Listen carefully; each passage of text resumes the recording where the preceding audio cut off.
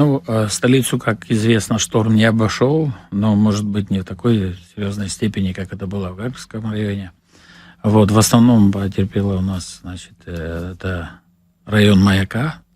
Там размыло все вот эти туристические объекты, которые строятся, когда летний курортный сезон мы им разрешаем устанавливать временные конструкции для обеспечения туристов там, тем или иным инвентарем и так далее, да.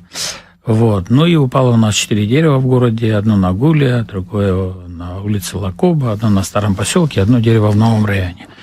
Пострадало от падения дерева только одно домостроение на улице Гулия. И по большому счету остальные деревья как бы такого значительного ущерба не нанесли, кроме того, что сами по себе тоже пришлось их демонтировать. Так, по большому счету, еще пострадало в районе Маяка одно домовладение, там домовладельцем владеет фамилия Зухба. Вот, но там тоже будем оказывать материальную помощь, оценивать ущерб и так далее. Так же, как и на улице Гулия, помню, там двухэтажный дом, и упало на крышу дерева, и там повредило построение. Город имеет такой план, допустим, мероприятий на случай чрезвычайных ситуаций. Службы знают, что делать. Они предварительно мы отслеживаем, конечно, прогноз погоды и так далее.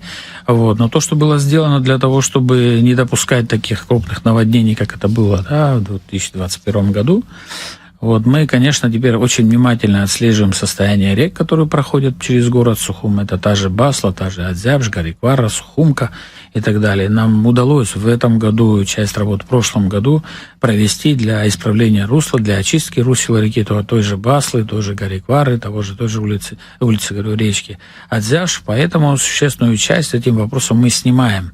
Да, периодически чистим выход в море по улице Адзябж, чтобы речка не застревала там своим течением, не наносила больше мусора. Но теперь, как показало время, нам весной тоже придется приступить к уже таким текущим работам для того, чтобы не накапливалось, потом не превращаться в глобальную проблему. Это одна часть вопроса. И, конечно же, то, что удалось отремонтировать по инвестпрограмме такие улицы, как Абазинская и улицу Джонова, там поменяны все ливневые коллекторы и так далее, да, ну и это, конечно, дает свои плюсы.